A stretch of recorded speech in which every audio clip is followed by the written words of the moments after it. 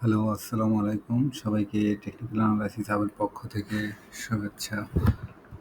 আপনারা স্ক্রিনে দেখতে পাচ্ছেন আনোয়ার গ্যালভানাইজিং শেয়ারটির ডেইলি চার্ট। আমরা এই শেয়ারটি নিয়ে এখন বিস্তারিত কথা বলবো। আমরা দেখতে পাচ্ছি যে আনোয়ার গ্যালভানাইজিং এই শেয়ারটি কিন্তু তার হিস্ট্রিতে বড় ধরনের একটা প্রাইস মুভমেন্ট হয়েছিল 2020 সালের দিকে।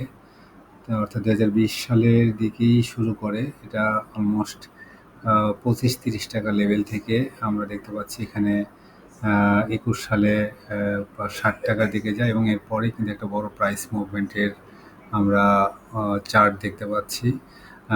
অর্থাৎ এটা প্রায় 20 টাকা লেভেল থেকে অলমোস্ট 350 টাকা লেভেলের দিকে চলে যায়। তো যাই হোক, এই যে বড় প্রাইস মুভমেন্ট আনোয়ারের, এই প্রাইস মুভমেন্ট কিন্তু হয়েছিল প্রচুর ভলিউম সহ হয়েছিল। আপনারা দেখতে পাচ্ছেন নিচের দিকে ভলিউম চার্টগুলো আমরা দেখতে পাচ্ছি যে ভলিউমের যে ক্যান্ডেল সেগুলো কিন্তু অনেক লম্বা লম্বা ভলিউমের বার তৈরি করেছে এবং ভলিউম নিয়েই আসলে শেয়ারটির একটা বড় প্রাইস মুভমেন্ট হয়। এরপরে সে এখানে দীর্ঘদিন কিন্তু এই ফ্লোর প্রাইসে আটকে যায়। অলমোস্ট আমরা দেখতে পাচ্ছি যে 2023 সালের জানুয়ারি থেকে অলমোস্ট 2024 সালের জানুয়ারি বা ফেব্রুয়ারি পর্যন্ত, অর্থাৎ 1 বছর সময় কিন্তু তেমন কোনো লেনদেন হয়নি। তো মাঝখানে আমরা দেখতে পাচ্ছি একটা বড়, তার হিস্ট্রির সবচেয়ে বড় একটা ক্যান্ডেল বলা চলে। এর আগে অবশ্য অনেক বড় ক্যান্ডেলের লেনদেন হয়েছে, এদিকে দেখতে পাচ্ছি। যাই হোক, আমরা 20 সালের পর থেকে আসলে সর্বোচ্চ একটা বড় ক্যান্ডেল আমরা দেখতে পাচ্ছি এখানে। এই ফ্লোর প্রাইসেই লেনদেনটা হয়েছিল। যাই হোক, এরপরে ফ্লোর যখন উঠিয়ে দেওয়া হয় তখন এই শেয়ারটি মোটামুটি 200 টাকার ফ্লোর প্রাইস ভেঙে টানা কিন্তু ডাউন ট্রেন্ডে চলে আসে এবং ফাইনালি শেয়ারটি কিন্তু 50 টাকা রেঞ্জের দিকে চলে আসে। তো যাই হোক, আমরা দেখতে পাচ্ছি যে ফ্লোর প্রাইস উঠিয়ে দেওয়ার পরে যখন প্রাইস শার্প ডিক্লাইন করে তখন কিন্তু খুব বেশি ভলিউম আমরা এখানে দেখতে পাচ্ছি না।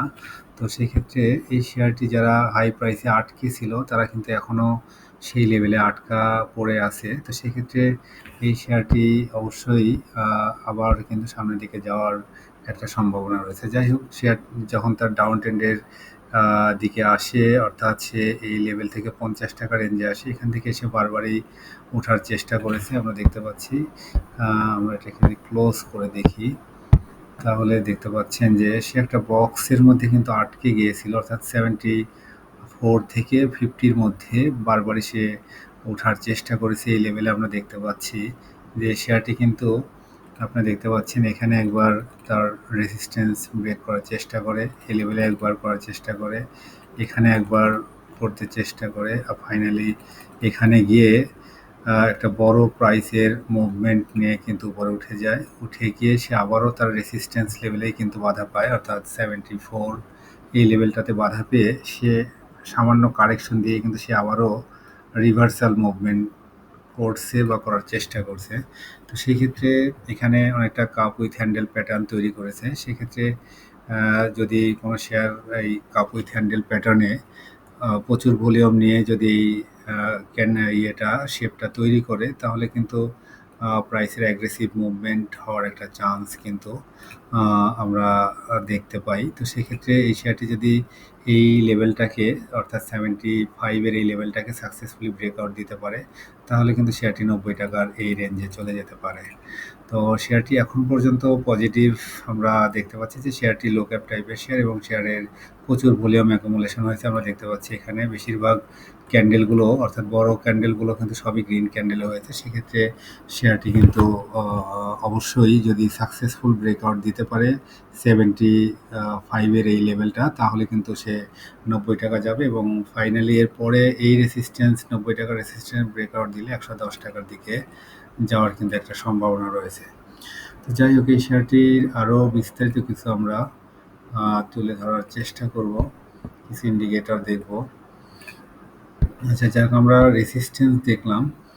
তো এখন যদি আমরা এর আচ্ছা প্যারাবোলিক সার এই একটা ইন্ডিকেটর আমরা জানি যেটা প্রাইস মুভমেন্টের সঙ্গে সঙ্গে এর যে দিক চেঞ্জ হয় আমরা দেখতে পাচ্ছি এখানে ডাউন ট্রেন্ডে ছিল। ডাউন ট্রেন্ড শেষে আমরা দেখতে পাচ্ছি লাস্ট যে ট্রেডিং ডে সেদিনে কিন্তু আমরা দেখতে পাচ্ছি যে সে তার আপ ট্রেন্ড কনফার্ম করেছে, অর্থাৎ এই যে নিচের দিকে দেখতে পাচ্ছেন যে এখানে একটা ডট তৈরি করেছে, অর্থাৎ এই যে এই ডটটা তৈরি করেছে, এই ডট কিন্তু তার যে প্রাইস মুভমেন্টের যে দিক সেটা চেঞ্জ হয়েছে, এটা স্পষ্ট আমরা এখানে দেখতে পাচ্ছি আর কি।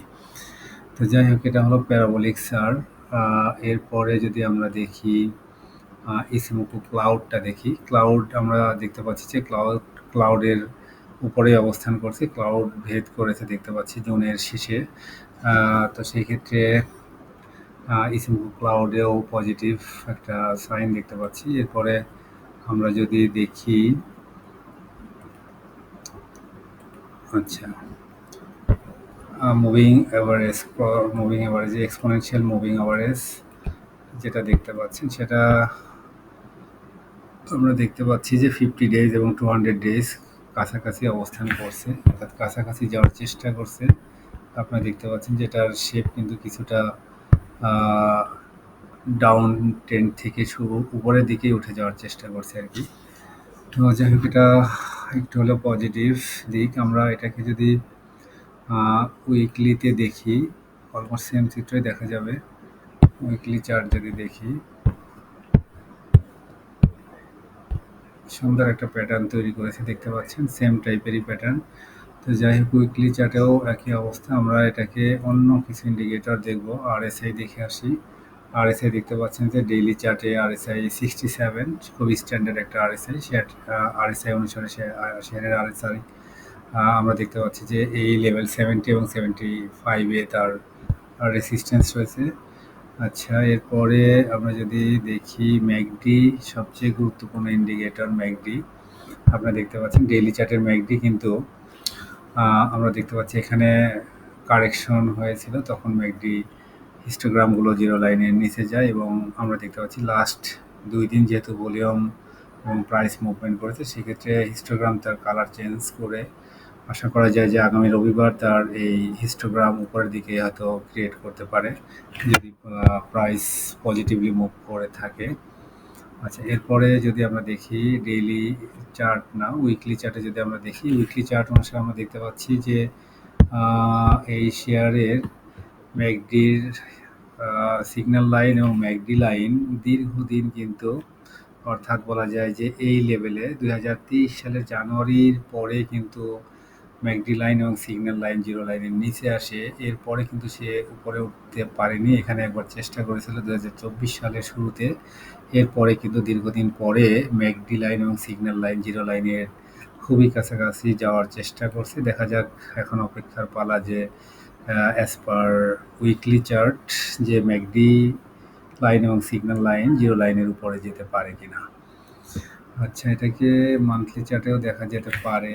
মান্থলি চার্ট অনুসারে আমরা আরও ক্লিয়ার যে দেখতে পাচ্ছেন এখানে 2022 সালের পর ম্যাকডি লাইন সিগন্যাল লাইন একে অপরকে ক্রস করে নিচে নামে এবং দীর্ঘদিন প্রায় আমরা দেখতে পাচ্ছি 2022 সালের পর 23, 24 এবং 25 সাল, অলমোস্ট 2.5 বছর হলো হিস্টোগ্রামগুলো কিন্তু জিরো লাইনের নিচে ক্রিয়েট করেছে। তবে আমরা দেখতে পাচ্ছি হিস্টোগ্রাম এই মাসে যেহেতু খুবই ছোট হয়ে এসেছে, সেক্ষেত্রে ম্যাকডি লাইন এবং সিগন্যাল লাইনও দুটা খুব ক্লোজলি অবস্থান করছে। এখানে ক্রস ওভার দেওয়ার সম্ভাবনা রয়েছে। ক্রস ওভার দিলেই কিন্তু হিস্টোগ্রাম পজিটিভ ক্রিয়েট করবে এবং সামনের দিকে যাওয়ার একটা দীর্ঘদিন পরে একটা সম্ভাবনা দেখা দিয়েছে আর কি। আচ্ছা, এই শেয়ারটি যদি আমরা কিছু বিষয় দেখে আসি, আমরা দেখব ইপিএসটা দেখে আসি। আচ্ছা, 18 সালের পর থেকে শেয়ারের ইপিএস গ্রোথ কিন্তু খুবই ভালো ছিল দেখতে পাচ্ছেন 2022 সালে। 2023 সালে এসে একটা শার্প ডিক্লাইন করে ইপিএস, এরপরে 24 সালে আবারও ইপিএস মোটামুটি কিছুটা বেড়ে যায়। এটা যাই হোক, আফটারঅল শেয়ারটি কিন্তু দীর্ঘদিন 18 সালের পর থেকে ইপিএস পজিটিভই রয়েছে। ন্যাব যদি দেখি, ন্যাব আমরা দেখতে পাচ্ছি ন্যাব খুবই পোর, 14 টাকা ন্যাব রয়েছে শেয়ারে। শেয়ার হোল্ডিং যদি দেখি, শেয়ার হোল্ডিংয়ে খুব বেশি চেঞ্জ আমরা দেখতে পাচ্ছি না। পাবলিক হোল্ডিং কিছুটা বেড়েছে এই মাসে। আচ্ছা, এরপরে ডিভিডেন্ড যদি আমরা দেখে আসি, ডিভিডেন্ড দেখতে পাচ্ছেন যে খুবই পোর ডিভিডেন্ড দিয়ে থাকে, অলমোস্ট 10%-এর কাছাকাছি। তবে 2021 এবং 22 সালে দেখতে পাচ্ছি যে 2021 সালে 10% স্টক এবং 20% ক্যাশ দিয়েছিল। এরপরে 2022 সালে দেখতে পাচ্ছি 80% স্টক এবং 20% ক্যাশ দেয়। এরপরে লাস্ট আমরা 2 বছর আবারও দেখতে পাচ্ছি যে মোটামুটি 10% ক্যাশ দিয়েই তারা হয়তো শেষ করেছে তাদের ডিভিডেন্ড ডিক্লারেশন। যাই হোক, আফটার অল ডিভিডেন্ড ডিক্লারেশন বিচারে শেয়ারটি অলমোস্ট 10% করে ডিভিডেন্ড দেয়। এর বেশি দু একবার হয়তো দিয়েছে এই আর কি। আচ্ছা, যাই হোক, এই হলো এই শেয়ারের বিস্তারিত আলোচনা। তো যাই হোক, শেয়ারটি বর্তমানে প্রাইস মুভমেন্ট আমরা দেখতে পাচ্ছি যে খুবই ভালো রয়েছে। সেক্ষেত্রে আবার একটু ফাইনালি আমরা মান্থলি চার্টে দেখে যাই। যে মান্থলি চার্ট অনুসারে দেখতে পাচ্ছেন যে লাস্ট 3 মান্থ কিন্তু আমরা দেখতে পাচ্ছি শেয়ারটি মোটামুটি ধারাবাহিকতা মেনটেন করে উপরে যাচ্ছে উইথ ভলিউম। আর এই লেভেলটাই তার আসলে 77 আসলে এটাই তার একটা আলটিমেট রেসিস্ট্যান্স জোন। এরপরে রয়েছে দেখতে পাচ্ছেন যে 90 এবং ফাইনালি কিন্তু তার রেসিস্ট্যান্স জোন 110 টাকার দিকে রয়েছে। যাই হোক, তারপরেও শেয়ারটি যেহেতু লো ক্যাপ টাইপের শেয়ার, শেয়ারটি আপনার অবজারভেশনে রাখতে পারেন। শেয়ারটি হয়তো আরও ভালো কিছু হওয়ার চান্স রয়েছে, আমরা সেই প্রত্যাশায় থাকলাম। যাই হোক, সবাই ভালো থাকবেন, সবার জন্য শুভকামনা থাকলো। আমরা আবারও বলি যে মান্থলি চার্টে আমরা দেখতে পাচ্ছি শেয়ারটি যখন তার এই বড় প্রাইস মুভমেন্ট হয়, এই বড় প্রাইস মুভমেন্টের টোটাল ডিউরেশনেই কিন্তু দেখতে পাচ্ছি যে হিউজ ভলিউমের অ্যাকুমুলেশন। কিন্তু মজার বিষয় হলো কারেকশন ফেজে কিন্তু ভলিউম খুবই কম হয়।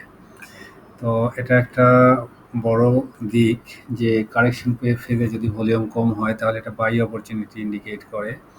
তো সেক্ষেত্রে হয়তো সেই বাই অপরচুনিটি তৈরি হয়েছে। আশা করা যায় শেয়ারটি এখান থেকে একটা বাউন্স ব্যাক করেছে, যেহেতু শেয়ারটির একটা প্রাইস মুভমেন্টের একটা ভালো সম্ভাবনা রয়েছে। দেখা যাক আসলে সামনের দিনগুলোতে কেমন করতে পারে শেয়ারটি। তো এই হলো এই শেয়ারের বিস্তারিত আলোচনা ছিল। যাই হোক, সবাই ভালো থাকবেন, সবার জন্য শুভকামনা থাকলো। আর সবাই জেনেও বুঝে বিনিয়োগ করবেন এবং আমার চ্যানেলের সঙ্গে থাকবেন। আশা করি আপনাদের হাতে থাকা শেয়ারের বিস্তারিত আলোচনা করে আপনাদের পাশে থাকবো ইনশাল্লাহ। সবাই জেনেও বুঝে বিনিয়োগ করবেন। আর শেয়ার মার্কেট যেহেতু ঝুঁকিপূর্ণ, তাই নিজ দায়িত্বে সেল বাই করবেন। সবার জন্য শুভকামনা থাকলো। আসসালামু আলাইকুম।